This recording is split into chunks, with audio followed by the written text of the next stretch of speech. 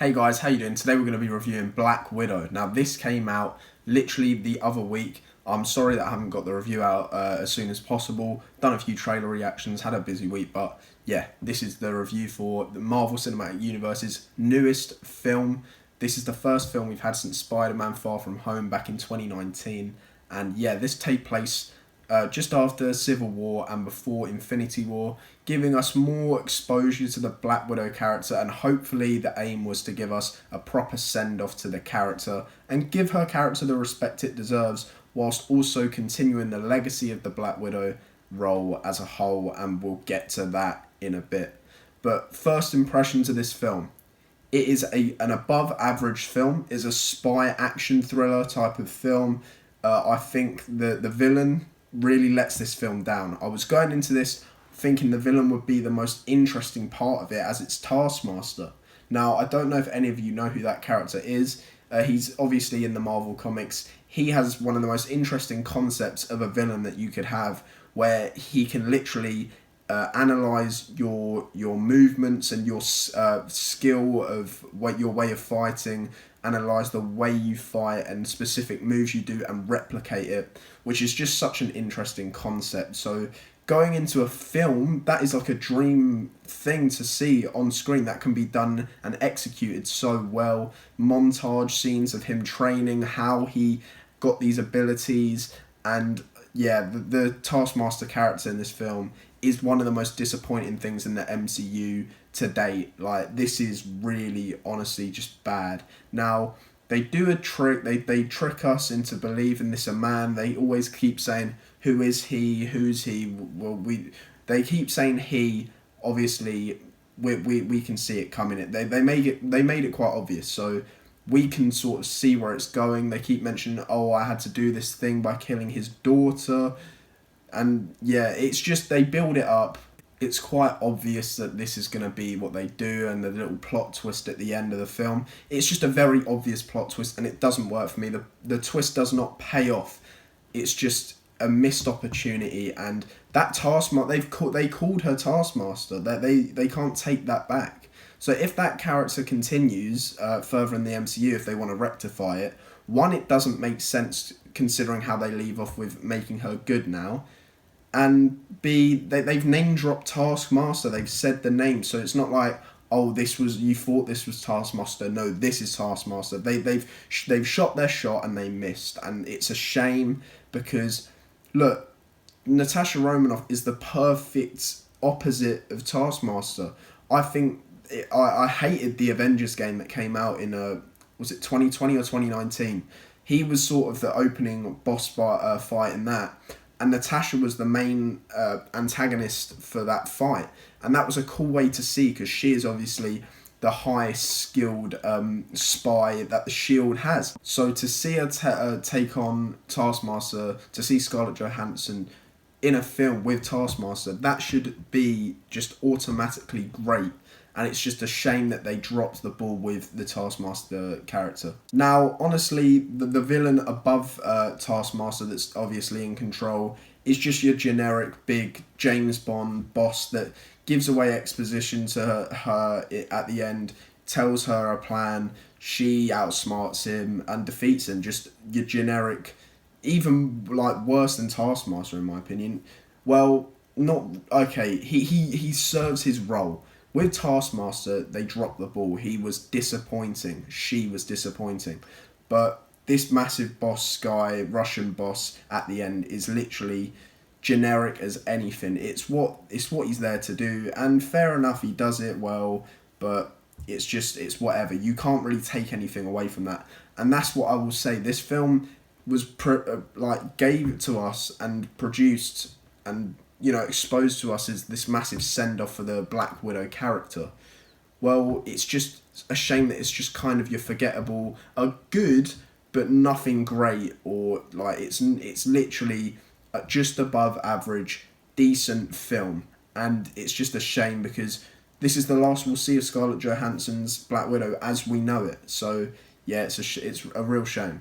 Let's go over some of the positives. So the first positive I want to say is the supporting cast is amazing. Natasha Romanoff's sister in this, I forget her. Is it Yelena? I think it's Yelena. She is played by Florence Pugh, and she is amazing in this film. They clearly set her up to be the Black Widow role in future MCU content, which will be fantastic. I cannot wait for that. We'll talk about the post-credit scene at the end, but yeah, she is the standout performance, probably even more than Natasha Romanoff, which is a shame because it's a Black Widow film, but yeah, that's my honest opinion. I think David Harbour is great in this. They leave his character at a point where it's not really necessary to bring him back, but if they did, I would not mind at all. I'm a huge David Harbour fan. I think he's fantastic in Stranger Things. And yeah, I can't wait for Stranger Things season 4 that's coming out this year. Looking forward to that. But yeah, I feel like David Harbour did his thing, was comedic, produced the comedy well, great comedic timing, facial expressions, all of that. He is a really great actor, and I hope he gets more work in Hollywood because he's not being utilised as much as he should be. He had his massive film break with Hellboy, the remake in 2019, and that was a massive flop. So yeah, I really hope people look at this and can take away that David Harbour was a massive strong point. And honestly, the stuff with the family might not have worked as well without his charisma, because his love interest in the film, the mother role, was sort of generic for me. I didn't really care for that. And it was obvious to me from the start that, well, not from the start, but as soon as they meet back up with her, that she's going to betray them. But I like that it's the double cross where we don't know that she's swapped face masks with Natasha towards the end battle. They explained that quite well. That was a good twist. That's where a twist works, where they do a double one and it makes sense and they explain it, whereas Taskmaster, just the twist didn't pay off at all. So yeah, as far as the actual action goes for this film, because obviously it's a Marvel project, the action has to be great. Now, so far in the shows this year, the action has actually been kind of disappointing. Loki is probably the one gripe I'll have with it, is the action is not that good. It's really not choreographed that interestingly, not a lot of interesting set pieces for the action. Falcon and the Winter Soldier was actually decent with action. There was just a lack of it, but when we got it, it was that pure Marvel, good action, solid, nothing special, but solid action. And WandaVision really wasn't that sort of show, so yeah, that's the one major, probably the best thing about this film, other than some of the supporting cast, is that the action is amazing. The action scenes are great, choreography is amazing. There's a specific scene in Budapest, I'm pretty sure, or Budapest, as Natasha would say, where there's a massive car chase, and I just thought there was a lot of unique ideas and creative ways they utilised the environment in these action scenes, and I thought it worked really well. But yeah, that's the thing. Taskmaster shines in the action scenes, but there's not depth to his character.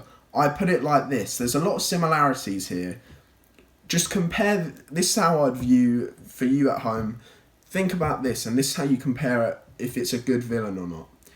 Taskmaster from this film and the Winter Soldier from Captain America: The Winter Soldier. Very similar storylines, and it's almost a copy of that character. Obviously, it's not a direct copy, but just think of it like this. She is brainwashed by a higher power, just like Bucky was. She just goes on missions. Every time she shows up, she's badass. She's doing great action scenes and seems like a real threat. But if you think about the actual meaning and the background to it, and the payoff that Winter Soldier twist has, and how you feel when you realise that's Bucky, it doesn't have that same impact, and it's really just a letdown here. Whereas in the Winter Soldier, it paid off because we knew him and his backstory and where this could take us in the future. We knew that was interesting and intriguing, whereas here with this Taskmaster role, it flops, and it's a real shame. But that's how I'd compare it to something else that we're familiar with. So yeah, one thing I'll say is the music, the soundtrack, the score is quite good. Nothing insane like Infinity War or the Thor Ragnarok or the Guardians of the Galaxy soundtracks, but the score is quite interesting in these. There was a specific rooftop chase with Natasha and Yelena near the start of the film where the music's quite suspenseful, builds tension well, And yeah, probably one of the strongest scenes in the entire film for me was the whole opening where the family had to flee.